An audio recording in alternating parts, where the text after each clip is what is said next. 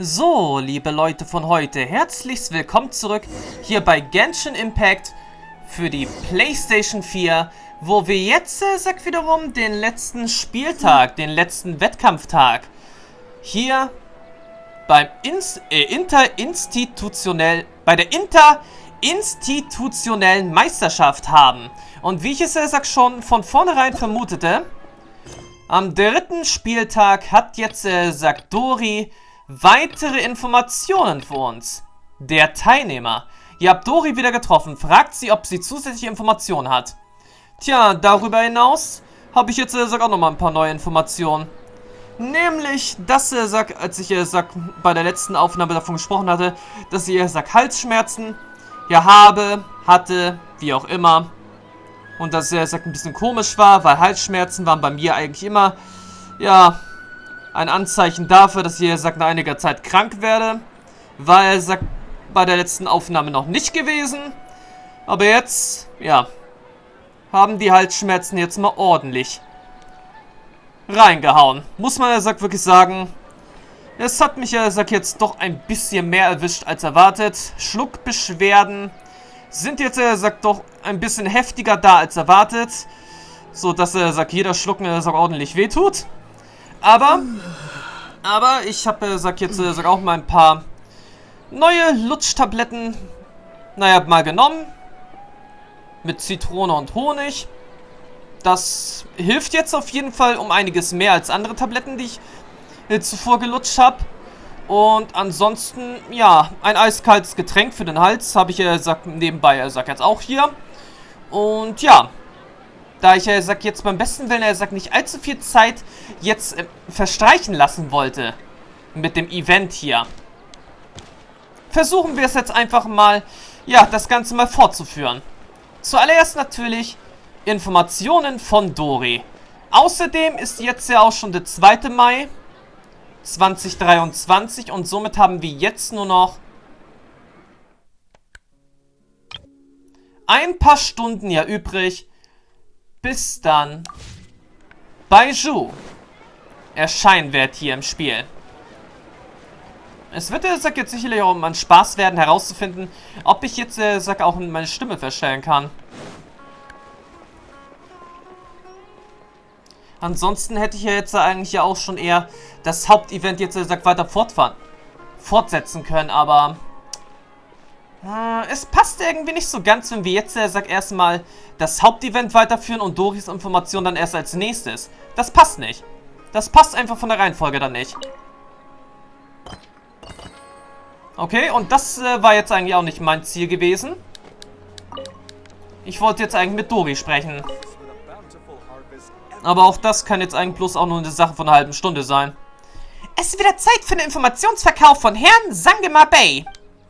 Wollen meine lieben Kunden eine Ausgabe der neuesten Informationen erwerben? Mal sehen, die heutigen Informationen sind nicht so wichtig, deshalb macht es nur 500.000 Mora. Das ist die Hälfte des bisherigen Preises. Wirklich ein Schnäppchen. Kannst du sie uns einfach schenken? Also erwartet ihr wirklich von mir, dass ich den Preis auf 0 Mora herabsenke? Aber ihr habt Glück, dass Herr Sangema Bay ein warmherziger Mensch ist. Da euch so sehr dafür interessiert, kann ich es euch auch kostenlos sagen. Aber denkt daran, es niemandem sonst zu erzählen. Vor 20 Jahren soll einer der Teilnehmer nach dem Wettkampf ein ganz anderer geworden sein. Er scheint wohl später im Arudorf gesehen worden zu sein. Wer weiß, wohin es ihn schließlich verschlagen hat. Der kostenlose Teil ist hier zu Ende. Wenn ihr den anschließenden Teil hören wollt, kostet das 2 Millionen Mora. Danke für euer Vertrauen. Wir denken noch nicht einmal daran. Wir gehen ins Arudorf und finden es selbst heraus. Tja. Wird, wirklich keine so gute Kundenbewertung bei Yelp werden. Wird wirklich keine gute Kundenbewertung werden für Dori. Aber sei es drum, Arudorf, Schauplatz des zweiten Wettkampftages. Und nun wiederum Schauplatz für weitere Informationen, die sich auf alle Fälle für uns hier werden lohnen.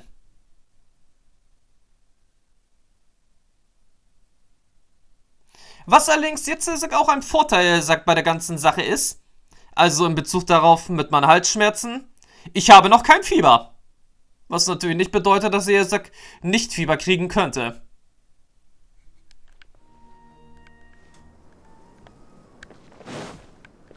Weil so viel Glück hat bei solchen Geschichten meistens er sagt nicht. Aber wie dem auch sei, wie dem auch sei.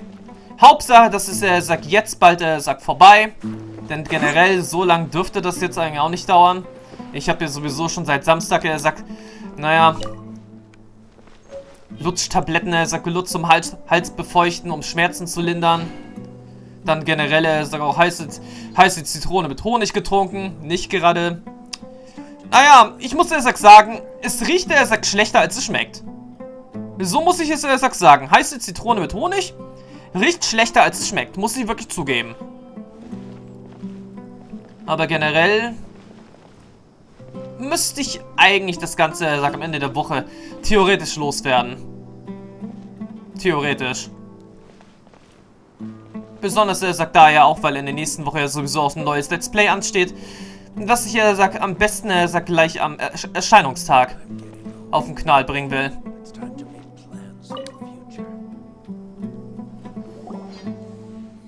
Vor 20 Jahren, da war wirklich mal ein junger Mann hier. Damals war das Leben viel härter als heutzutage. Armut, Krankheit, Unwissen, das waren unsere ständigen Begleiter. Naja, eigentlich heutzutage immer noch das Gleiche, aber in abgeschwächter Form. Der junge Mann, der ja offensichtlich von der Akademie kam und eine rosige Zukunft vor sich hatte, war tatsächlich gewillt, unser ärmliches Leben zu teilen.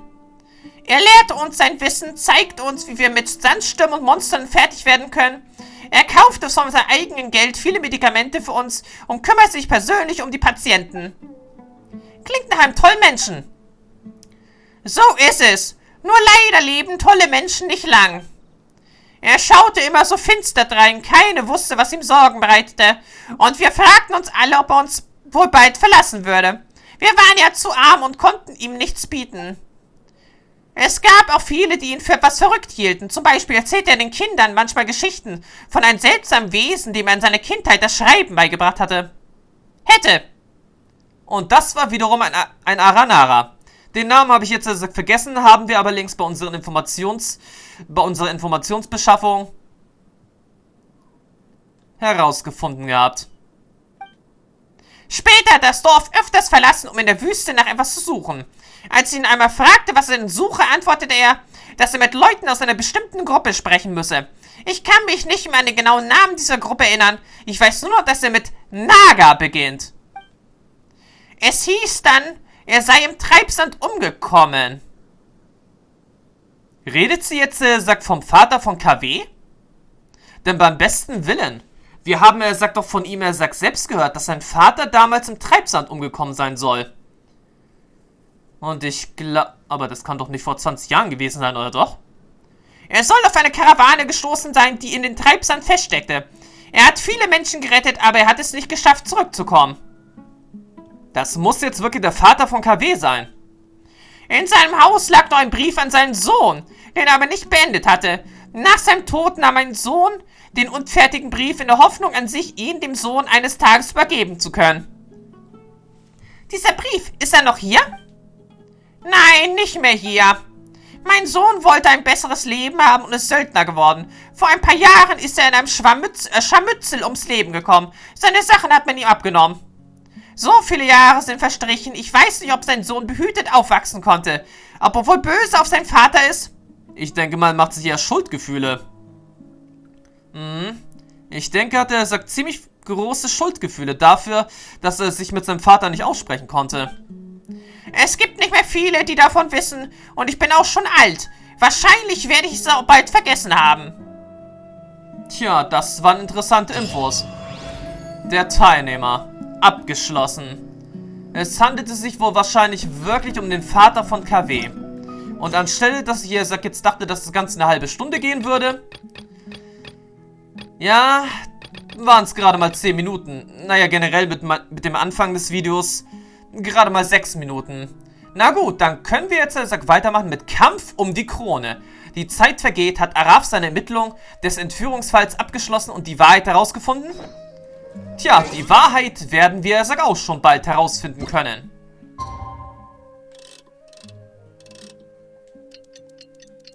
Wieder mal ein bisschen übertrieben mit der Zeiteinstellung, aber hey, es wird Zeit für den letzten Abschnitt der Versammlung der Weisheit.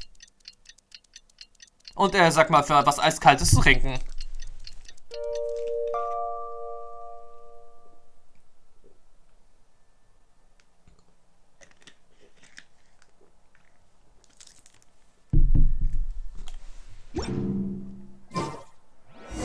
Heard that the Matra have arrested some Eremites who snuck into the city. Maybe they were the ones plotting to kidnap Sachin. Let's go to the Academia and check with Arav. Genau, finden wir jetzt, sagt noch mal ein paar weitere Informationen heraus. Wurden die Söldner geschnappt, die es auf Sachin abgesehen hatten? Wir werden es jetzt herausfinden.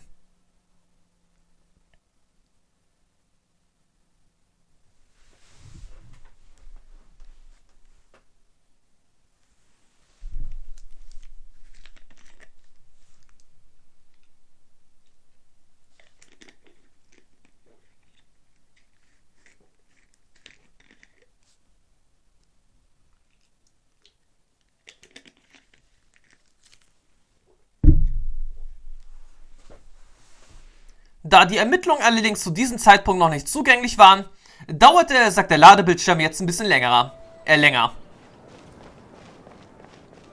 Bis Arav dann das Okay von Zaino gekriegt hatte.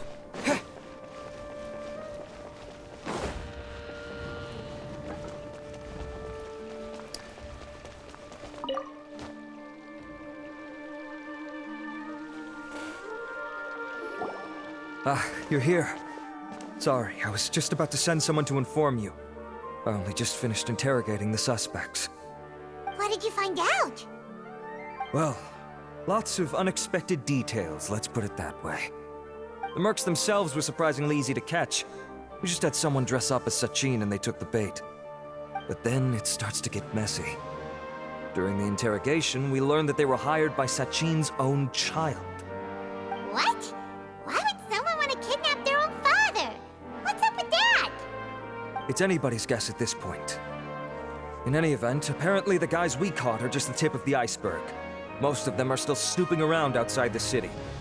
We're diverting manpower as we speak to try and round them all up. Would you like to come along? Sure!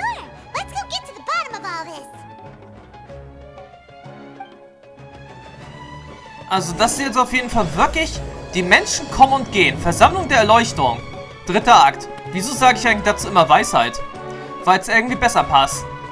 Aber, ja, sehr ungewöhnlich. Sein eigener Sohn hat seine Entführung angeordnet.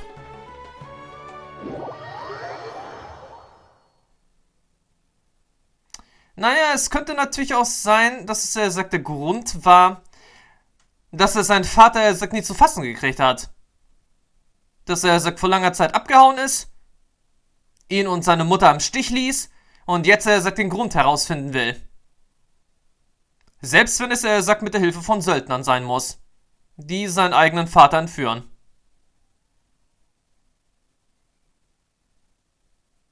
Tja, mal sehen.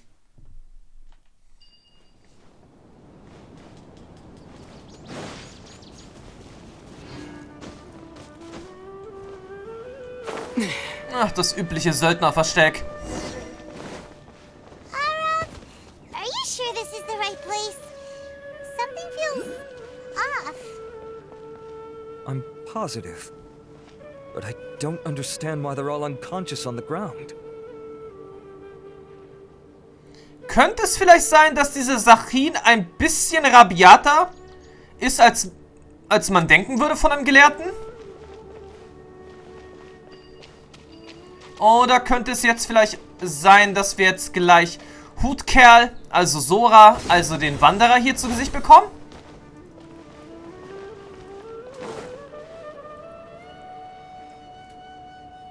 Dass er sich um die Söldner gekümmert hat? Boss, we got more company.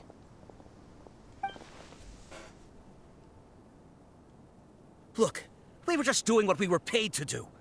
You're punishing the wrong people here. You want the real culprit? It's this guy. He hired us to kidnap Sachin. What happened? Wait, you mean you aren't with them? With who? Who did this? First there was this flying brat. Didn't bother asking any questions, just started throwing punches. After that, some guy wearing green came along and interrogated us for a bit. Also, da war ein Kerl, der im Himmel flog und uns ohne ein Wort verprügelte. Das hört sich ja, sagt, ziemlich stark nach Sora, Schrägstrich Wanderer, Schrägstrich Hutkerl an. Ein weiterer Mann in grüner Kleidung. Naja, Tainaris Kleidung ist eigentlich nicht gerade sehr grün. Mal sehen. I've got the confirmation I needed. This is the one who masterminded this whole plot. Giovanni, Sachin's son. If you have any questions for him, now's your chance to ask them. When you're done, I'm arresting them all and taking them back to the Academia for further interrogation. So why did you hire people to kidnap Sachin? What do you think? 20 years ago, he upped and left to go and live a carefree life, not giving a second thought for my welfare. As if that's not bad enough already, he went and put his entire fortune in the care of the Academia, along with a contract saying that one day he'd pass it all on to a genius he admired. That's my inheritance, by rights. You expect me to sit back and watch it go to someone else? If he won't give me what's mine, I'll just have to take it from him. Warte, du meinst also? Of course. Didn't he say he would be here somewhere, watching the championship from the shadows? So, I figured I'd get some people to nab him. Then I make him change the contract. And if the Academia doesn't agree to hand over the goods, I make him publicly announce that I'm his chosen genius. Also habt ihr ihn schon gefunden? No. The old fart knows how to stay hidden. I'll give him that. He's probably cooped up somewhere watching all this go on and laughing to himself. Woher weiß er eigentlich, dass sein Vater überhaupt noch am Leben ist? I already thought he'd gone mad 20 years ago. And who knows what a madman's truly capable of. Wie gut kennst du die Krone des Wissens? Diadem of knowledge? You mean that thing he donated to the Academia? Well, I can tell you that it's very expensive. He sold a lot of assets to purchase it back in the day. Weird things started happening after he brought it home, too. For example, sometimes we'd hear a high-pitched voice coming from the storage room. Also, before donating it to the Academia, he once shut himself in that same storeroom and researched it non-stop for days. Something was already seriously wrong with him by that point. Nothing he did shocked me. What do you mean, something wrong with him? I only have a vague memory of it, since I was very young at the time. But I have the impression that he went out into the desert for research and didn't return for many years. When he finally did return, he was a changed person. He would mumble incomprehensibly and write essays day and night. I asked if I could see what he'd written, but he chased me out of the room. Later, he went out somewhere and took his written essays with him. When he got back, he signed his contract with the Academia. Part of me wonders whether he'd already stopped being my father by that point. Perhaps the man we called Sachin was a demon from the desert who was wearing his skin. Okay, you can stop now. You're creeping Paimon out. You can believe me or not. Doesn't matter to me. I told you all I know. But if you do see Sachin, tell him this for me. Whatever it is that he's researching out there, he'll always be garbage in my eyes. You finished? In that case, come with us. Well, we finally caught the guy behind all this. Thanks for providing us with the critical information. Do you still have any lingering concerns? Naja, es geht immer noch um die Krone des Wissens. Yeah, Al-Haytham's notes do mention that item. Scribe Al-Haytham looked into this matter. Understood.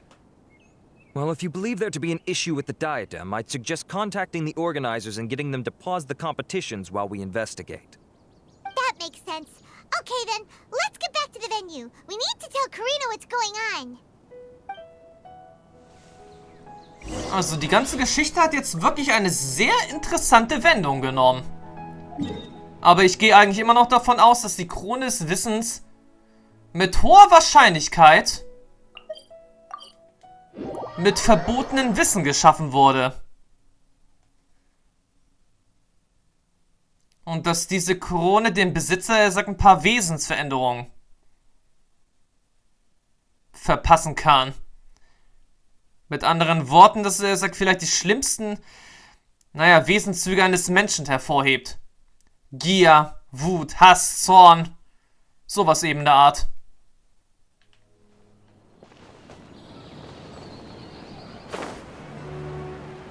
Aber das sind bisher wirklich bloß alles Vermutungen.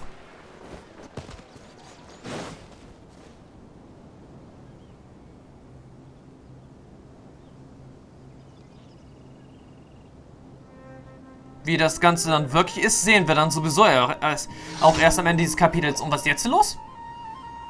Karina! You're finally back. Where have you been?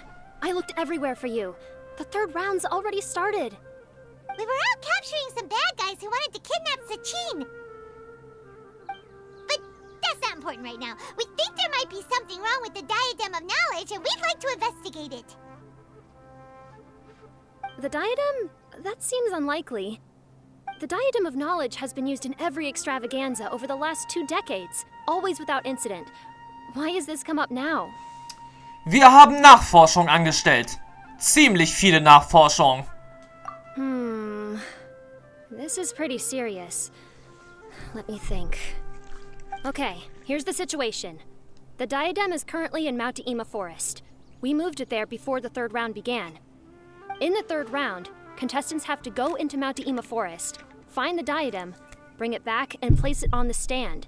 The first person to do this gets 4 points. Considering how close the scores are between our contestants, whoever wins this round is very likely to be the winner of the whole competition. As such, I suspect competition to be very fierce. You might not make it in time. Ein Versuch kann nicht schaden.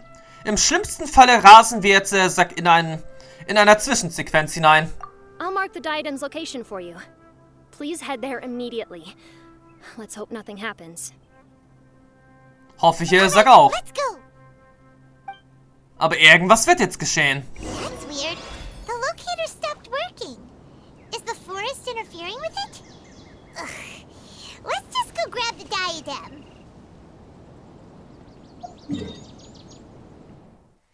Also gut, das Matijima-Dickicht.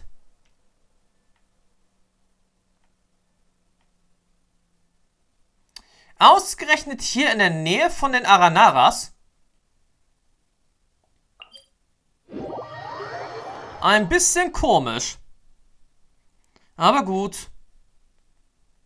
Ach ja, apropos, wo wir jetzt schon mal von ein paar Wüstenbewohnern gesprochen haben. Ich habe vor kurzem auch gelesen, dass es auch noch ein kleines Mini-Event geben wird in Bezug auf die Paris. Dabei müssen wir mit Sorush ein paar Aufgaben erledigen. Während dieses Mini-Events.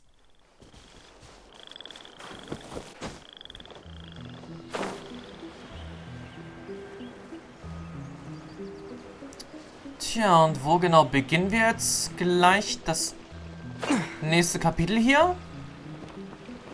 Muss ja gleich hier auch schon um die Ecke sein.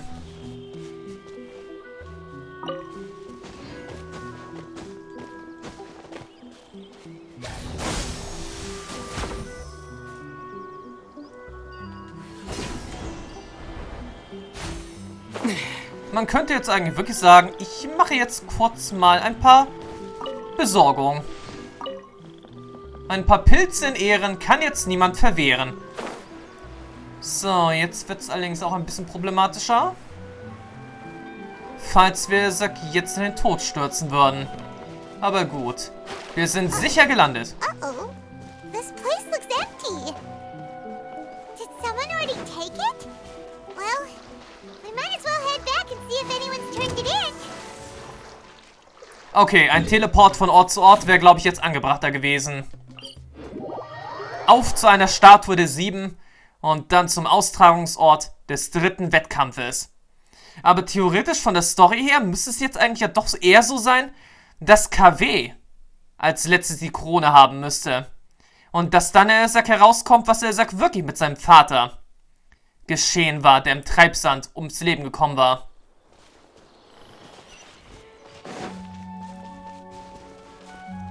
Ich glaube, sowieso. Beim Vorschauvideo zur Version 3.6 war diese Szene doch sowieso auch hier in diesem Wald, wo die um die Krone kämpften. Ich habe zwar da keine Krone gesehen, aber tja. Hier wird's dann jetzt wohl erstmal ordentlich zur Sache gehen. Oh, looks like Layla sees the diadem. But getting to the goal won't be easy.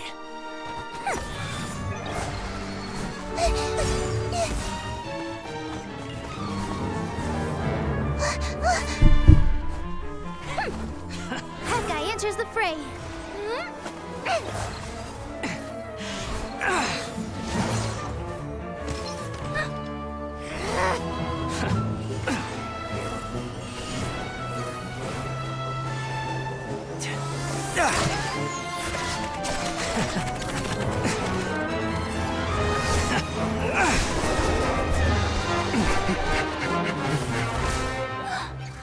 Horizon's device has gone haywire. The competition is heating up. Oh. And here's Kaveh bringing up the rear.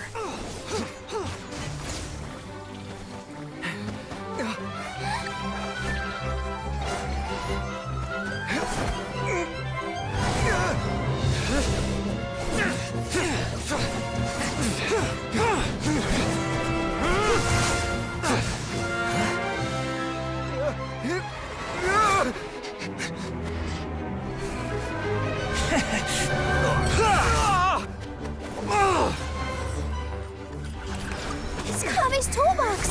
Throwing the diadem to its owner!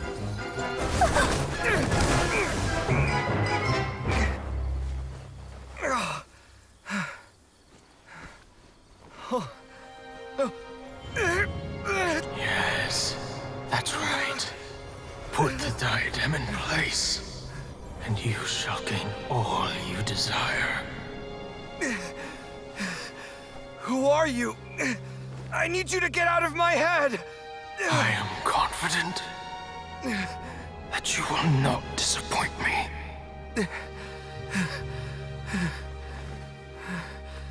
What just happened to me?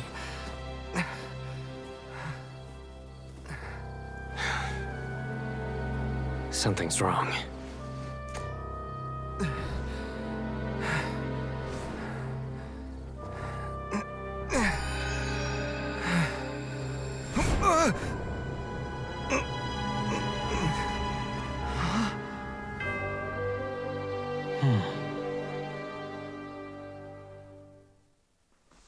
Das war jetzt wirklich eine unerwartete Wendung. Eine ziemlich unerwartete Wendung. At long last, someone to inherit my estate, and with it, my research. Also lebt der Saxachin wirklich nicht mehr. Das ist auch der Grund, warum er seit 20 Jahren nicht mehr gesehen wurde. Und dass er, sein Geist in dieser Krone verpflanzen konnte, muss er, wirklich am verbotenen Wissen liegen. Und eigentlich ist das jetzt auch eine verbotene Forschung an der Akademie. Wenn wir das jetzt, so richtig wissen. Come, Kaveh. Come to me, my child. Was? How do you know my name? Who are you? I am Sachin. Well, to be precise, I am but a fragment of Sachin's mind. Fate is a curious thing. Seeing you reminds me of another I once met. But you are made of sterner stuff than he, more cognizant of the trials and tribulations of this world. It is you who are worthy to inherit all that I once owned. We meet for the first time, children. But what I mean to say now is of utmost importance. So please, pay attention and bear witness. You have all performed outstandingly in this International Championship. The Academia has many rare talents among its ranks, and you are the creme of the creme. But if I were to choose a successor, I would choose you, Kaveh. Not only because you were victorious, but also due to our similarities in character.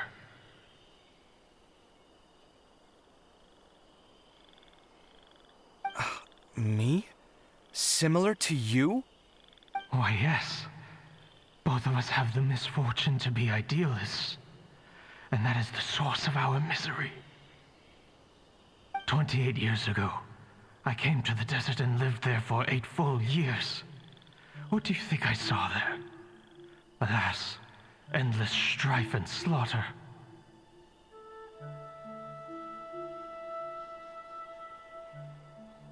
Conflict over water sources, robbing of merchant caravans, exploitation of the people relentlessly, day after day. Beyond the wall of Samiel lay a completely different world from the one I knew.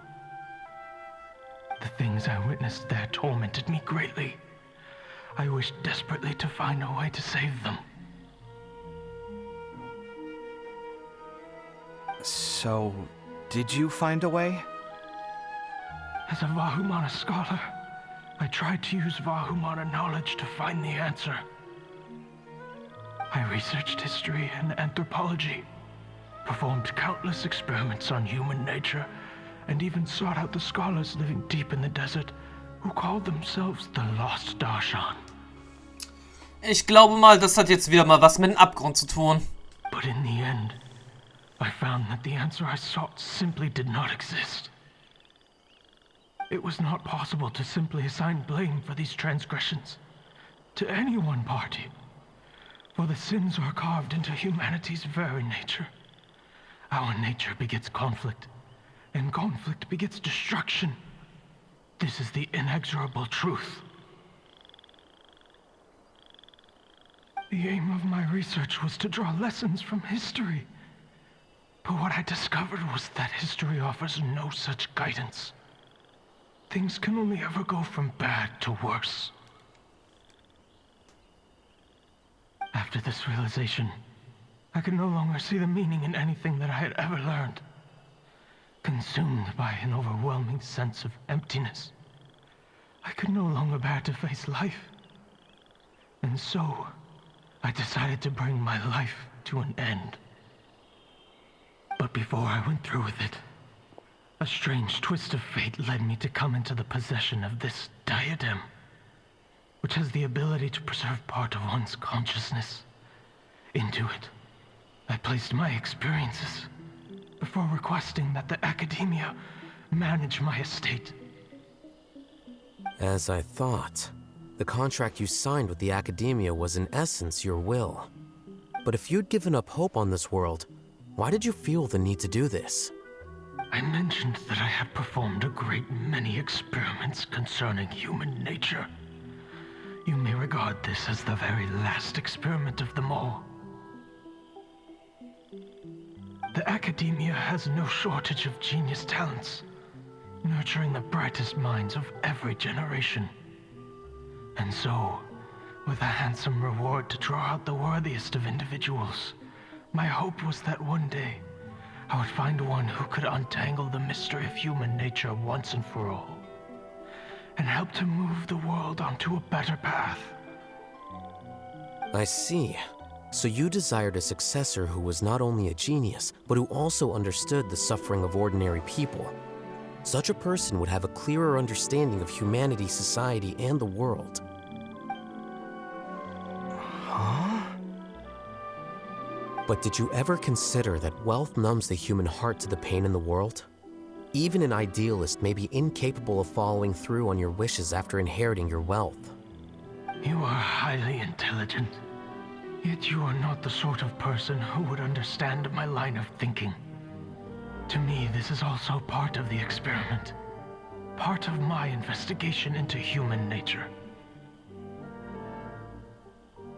Whether my successor suffers as a consequence of my research, or succumbs to an indulgence in pleasure-seeking, my research will have progressed. I grieve the fundamental sickness of the world. I regret the unbearable weight of its history.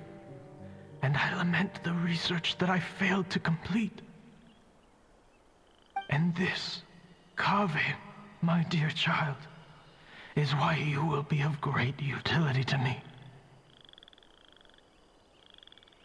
You're absolutely certain that you want to give me everything you owned? For me to do with as I please?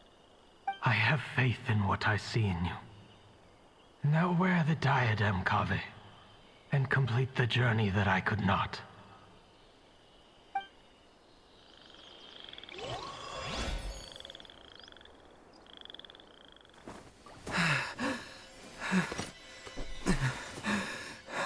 Will the verdict I reached cause you suffering?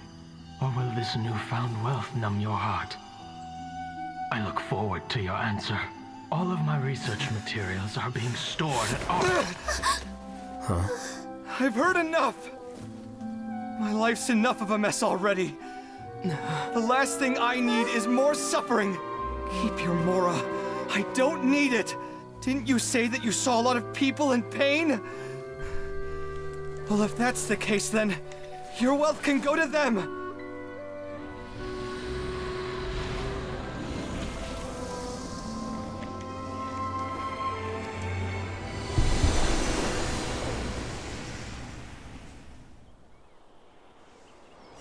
Ich glaube, das müsste die richtige Antwort gewesen sein.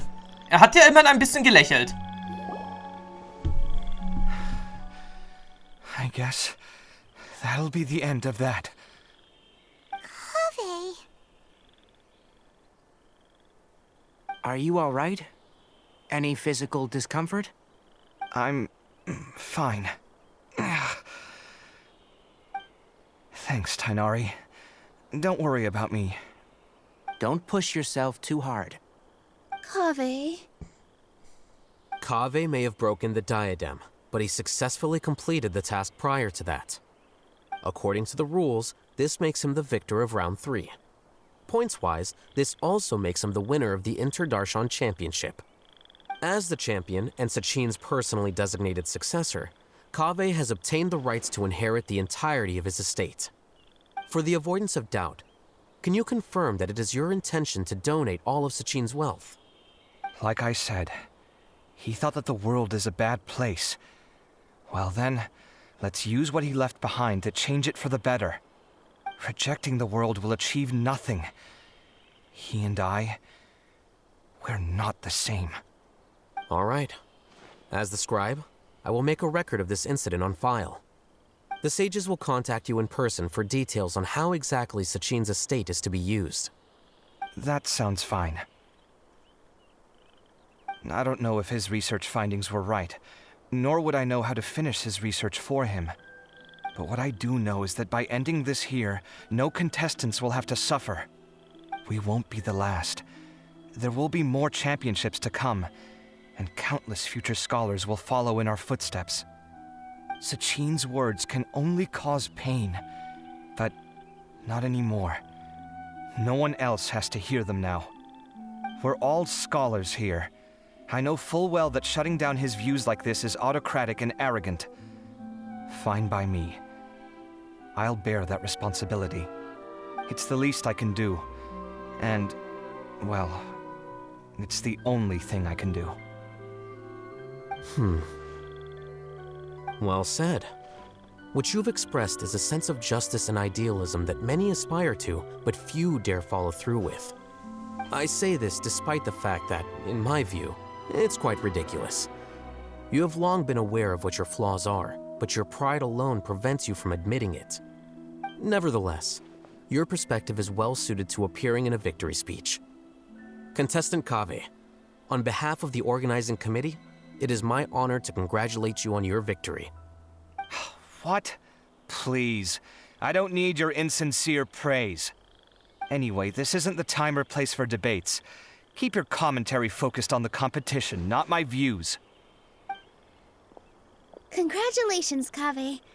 Also, you'll need to prepare for the award ceremony.